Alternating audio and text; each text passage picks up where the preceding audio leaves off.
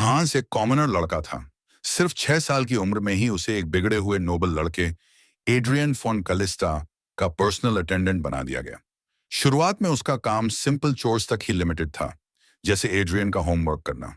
लेकिन धीरे धीरे उसे सोर्ड्समैनशिप और एटिकेट भी सीखना पड़ा, क्योंकि दोनों साथ साथ बड़े हो रहे थे।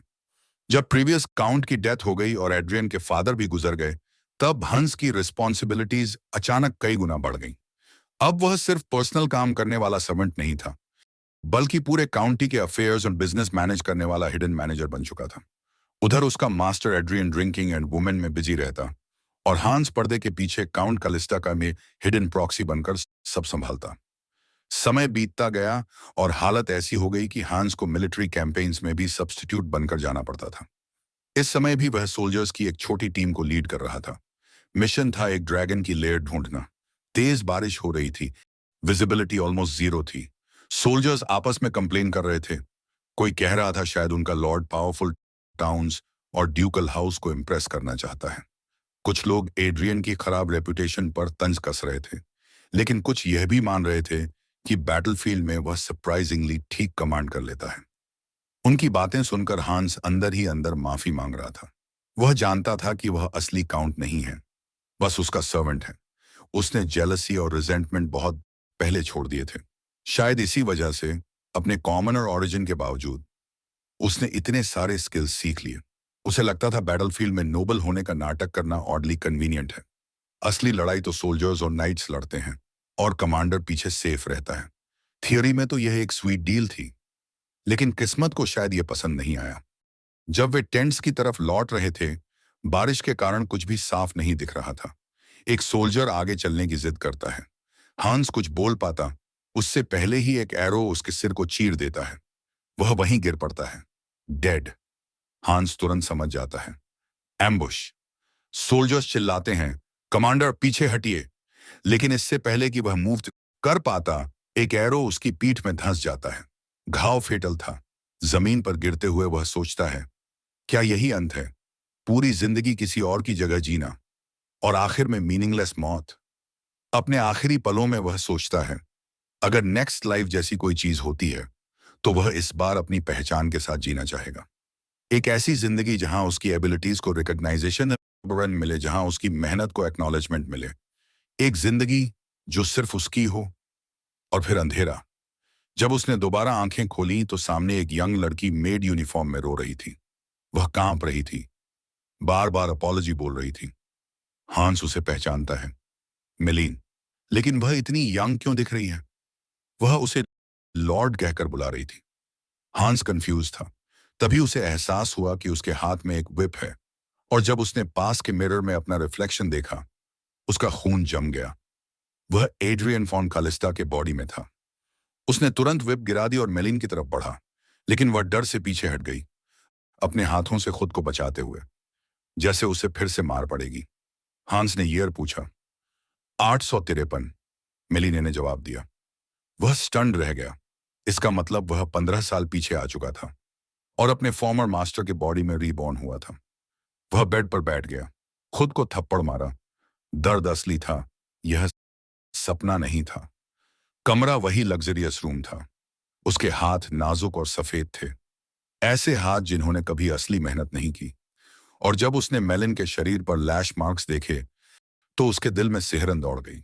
वह सच में उसी नोटीरियस स्कॉन्ड्रल लॉर्ड एड्रियन के शरीर में था। उसे याद आया, इस उम्र में एड्रियन सर्वेंट्स में फॉल्ट निकालकर उन्हें पनिश करता था। बाद में वह पूरी तरह ड्रिंकिंग और विमेन में डूब गया था, और हर बार हांस को उसकी गलतियों को क्लीन अप करना पड़ता था।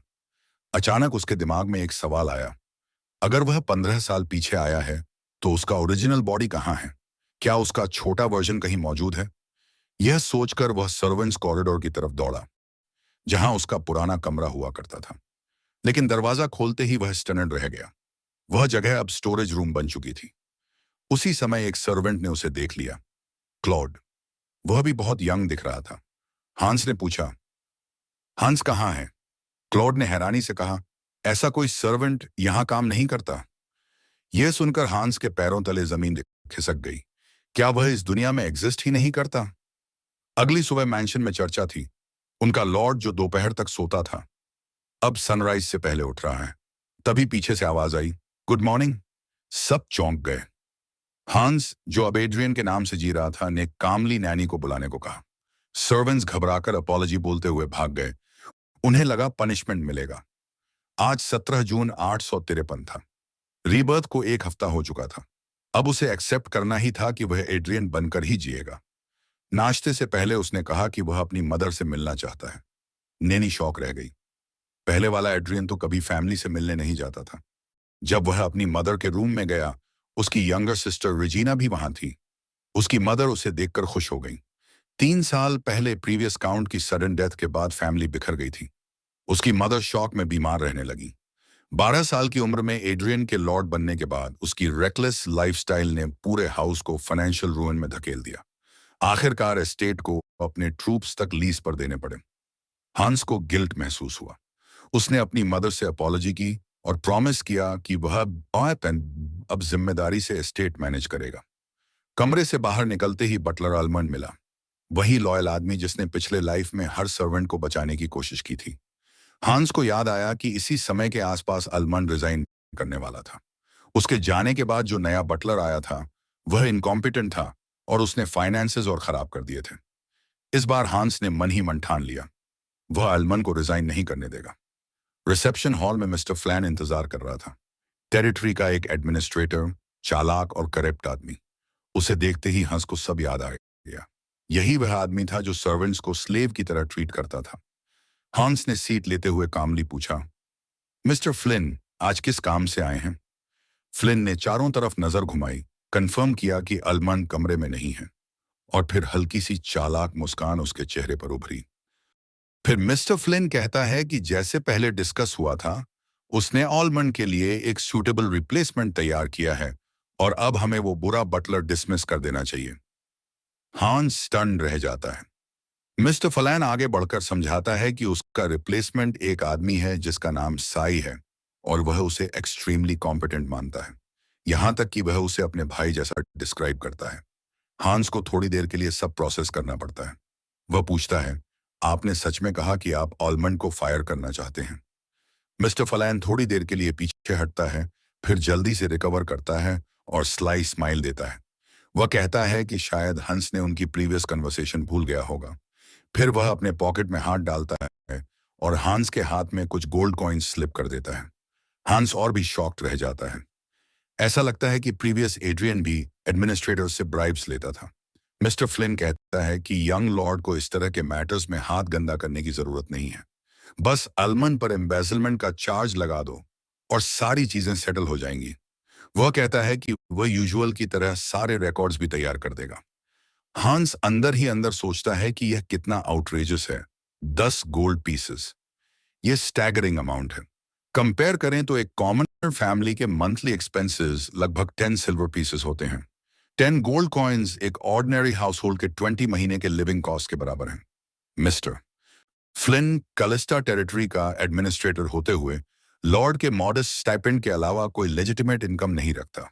इसका मतलब साफ है, ये 10 गोल्ड कॉइन्स सीधे कलिस्टा टेरिटरी के लोगों से चोरी किए गए हैं। हांस को हार्डली बिलीव होता है कि प्रीवियस एड्रियन इतने बड़े ब्राइब्स एक्सेप्ट करता था और एस्टेट को फ्लिन जैसे लोगों के कंट्रोल में छोड़ देता था। उसे फाइनली समझ आता है कि जब मिस्टर आलमंड ने हाउस कलिस्टा छोड़ दिया था, वह चॉइस से नहीं गया था। उसे फ्लिन ने गलत एम्बेजलमेंट एक्यूजेशंस के जरिए बाहर निकाला था। उस समय सबको पता था कि एक्यूजेशंस बेसलेस थे, लेकिन फियर के कारण चुप रहे। हांस एडमिट करता है कि तब वह बहुत छोटा था, इसलिए सिचुएशन समझ नहीं पाया। लेकिन इस बार वह डिटर्मिन्ड है कि हिस्ट्री रिपीट ना हो। वह तुरंत ऑसवाल्ड को बुलाता है, एड्रियन का नाइट बॉडीगार्ड। हांस ऑसवाल्ड को ऑर्डर देता है कि फ्लिन को अरेस्ट करो और डंजन में डाल दो, क्योंकि फ्लिन ने करप्ट प्रपोजल्स दिए और सर्वेंट पर फॉल्स एक्यूजेशंस लगाए। ऑसवाल्ड तुरंत ऑर्डर एक्सेप्ट करता है। फ्लिन पूरी तरह डम्बफाउंडेड रह जाता है। फ्लिन रेजिस्ट करने की कोशिश करता है और चिल्लाता है कि यह सब अब्सर्ड है। हंस अंदर ही अंदर सोचता है कि अभी भी वह नहीं जानता कि आखिर वह एड्रियन के बॉडी में कैसे आया। लेकिन एड्रियन ने अपने लोगों के साथ जो सफरिंग किया था, उसे देखकर वह वाव करता है कि इस बार वह सिर्फ देखता नहीं रहेगा। ऑसवाल्ड प्रोटेस्टिंग फ्लिन को डंजन तक ले जाता है। फ्लिन चिल्लाता रहता है, लेकिन ऑसवाल्ड ब्लंटली कहता है, शट योर माउथ और लॉर्ड का इंतजार करो। फ्लिन फ्रस्ट्रेशन में टीथ ग्रिट करता है। वह याद करता है कि ऑसवाल्ड उस नाइट का बेटा है जो एड्रियन के फादर के समय लॉयल था। फ्लिन अंदर ही अंदर प्लॉटिंग करने लगता है कि एड्रियन को स्वीट टॉक करके ऑसवाल्ड को हटाया जाए। फ्लिन सोचता है कि यह लॉर्ड सिर्फ 15 साल का लेजी और इमेच्योर पैनॉट बच्चा है, इसलिए वह आसानी से मैनिपुलेट हो जाएगा। फ्लिन अस्यूम करता है कि एड्रियन आज बैड मूड में है। थोड़ी फ्लैटरी से वह फिर से स्माइल करा सकता है, लेकिन जब एड्रियन डंजन में आता है, फ्लिन का असम्पशन टूट जाता है। एड्रियन की आईज इतनी सीरियस हैं कि फ्लिन को डाउट होने लगता है। क्या ये वही एम्प्टी हेडेड किड है जिसे वो कंट्रोल करता था? पैनिक्ड, फ्लिन मर्सी मांगने लगता है, एडमिटिंग कि सारी गलती उसकी है। लेकिन एड्रियन कामली एक्सप्लेन करता है कि मर्सी मांगने की जरूरत नहीं है। अब से कलिस्टा टेरिटोरी में सभी सीरियस क्राइम्स प्रॉपर ट्रायल्स के थ्रू जज होंगे। फ्लिन पूरी तरह बिविल्डर्ड रह जाता है। वह पूछता है कि एड्रियन मजाक कर रहे हैं क्या, लेकिन एड्रियन वॉकिंग अवे शुरू कर देता है। फ्लिन डेस्परेटली प्ली करता है कि एड्रियन रिकंसिडर करे, लेकिन एड्रियन बिना रुके दूर चला जाता है। फ्लिन पहले कॉमनर था, लेकिन कलिस्टा टेरिटरी में एडमिनिस्ट्रेटर के रूप में बहुत इन्फ्लुएंस रखता था। अब वह खुद कोर्ट में ट्रायल फेस करने के लिए खड़ा है। चार्जेस थे ब्राइबरी, एम्बेजलमेंट और ब्रीच ऑफ ट्रस्ट। ये क्राइम्स एसेट्स कॉन्फिस्केशन और इम्प्रिजनमेंट तक ले जा सकते हैं। यह न्यूज टेरिटोरी के रेजिडेंट्स के लिए शॉक थी और नेग्लिजेंट एडमिनिस्ट्रेशन में शामिल लोगों के लिए वार्निंग। सर्वेंट्स भी विस्पर कर रहे थे, क्योंकि यह बहुत लंबे समय बाद कलिस्टा टेरिटोरी में ट्रायल हुआ था। लेकिन सर्वेंट्स नर्वस थे। लॉर्ड ने सभी को एक साथ बुलाया था। सब टेंशन में थे। आड्रियन ने अल्मन से कंफर्म किया कि सभी सर्वेंट्स असेंबल्ड हैं। सीरियस लुक के साथ आड्रियन ने पूरे ग्रुप को स्कैन किया, जिससे सर्वेंट्स पर और प्रेशर बढ़ गया। एड्रियन ने बात शुरू की। उसने एडमिट किया कि अब तक लॉर्ड के रूप में उसने अच्छा बिहेव नहीं किया। अंदर ही अंदर उसने सोचा कि ये सर्वेंट्स ही हाउस कलिस्टा को अब तक साथ में रखे हुए थे। प्रीवियस लाइफ में सर्वेंट होने के कारण वह इसे सबसे अच्छे से समझता था। सर्वेंट्स पूरी तरह बिविल्डर्ड थे, अनअवेयर कि अब उनका लॉर्ड इतना बदल चुका है। वे टिपटो करते हुए सोचते थे कि आज गुस्सा ना हो जाए। एड्रियन अचानक हेड बो करता है और अपॉलॉजी देता है। सर्वेंट्स स्पीचलेस रह जाते हैं। एड्रियन एडमिट करता है कि उसने लैश, निटपिक और वायलेंस भी किया और जानता है कि आज की अपॉलॉजी अलोन पुरानी गलती नहीं मिटा सकती, लेकिन वह मेक अमेंड्स करना चाहता है।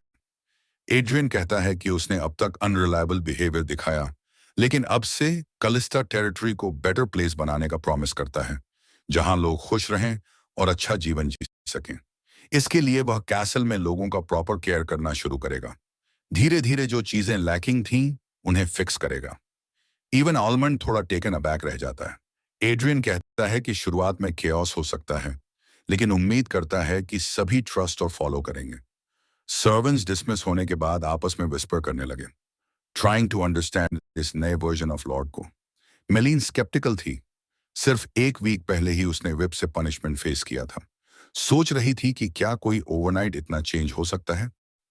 गैदरिंग खत्म होने के बाद एड्रियन आलमान की तरफ मुड़ता है, उसकी मेहनत को अप्रिशिएट करता है और लीव लेने के लिए डिसमिस करता है। अल्मन डीपली बाव करके थैंक्स करता है। एड्रियन को सरप्राइज होता है। अल्मन कहता है कि उसने सुना कि लॉर्ड ने फ्लिन के फॉल्स एक्यूजेशन से उसकी डिफेंस की। एड्रियन कहता है कि रेज हेड करो, इतने सालों में नेचुरल है कि डिफेंड किया। फ्लिन की एक्यूजेशंस बेसलेस थीं और ब्राइब्स के लिए एम्बेजल मनी का इस्तेमाल करना शेमलेस है। एड्रियन ऑलमन का हाथ पकड़कर रीअश्योर करता है कि फ्यूचर में ऐसी कोई घटना हुई तो वह इंश्योर करेगा कि सही हो और किसी पर गलत एक्यूजेशन न लगे। इसके लिए उसे ऑलमन की मदद चाहिए। ऑलमन स्पीचलेस रह जाता है। एड्रियन कुछ ही दिनों में पूरी तरह बदल चुका था। मिस्टेक्स एडमिट करना, सर्वेंट्स की केयर करना और पूरे टेरिटरी की वेलफेयर सोचना। ऑलमन बताता है कि उसने हाउस कलिस्टा को लेट काउंटी के समय से सर्व किया है, यानी एक डेकेड से ज्यादा। एड्रियन का फेस और अटायर वही था, लेकिन नाउ फील करता था कि वह कंप्लीटली अलग पर्सन है। ऑलमन रिस्पेक्टफुल बाउ करता है और प्रॉमिस करता है कि अब से फॉलो करेगा। कुछ आवर्स बाद एड्रियन विंडो से बाहर सोच में खोया है, माइंड वॉन्डर करता है। यह सिर्फ सेकेंड लाइफ नहीं, बल्कि नोबल टाइटल और लॉर्ड की अथॉरिटी के साथ मिली लाइफ थी। 15 साल की फ्यूचर नॉलेज उसके पास थी। प्रीवियस लाइफ में एड्रियन का पर्सनल सर्वेंट होने के कारण orderly duties first hand handle नहीं किए थे, लेकिन एडमिनिस्ट्रेशन और पॉलिटिक्स की काफी नॉलेज थी। अब वह इसे एडवांटेज के लिए यूज करेगा। अभी के लिए उसने रिजॉल्व किया, अपने डियर लोगों की प्रोटेक्शन करेगा, मदर, सिस्टर और सर्वेंट्स, जिन्होंने लंबे समय तक हार्डशिप्स एंड्योर किए थे।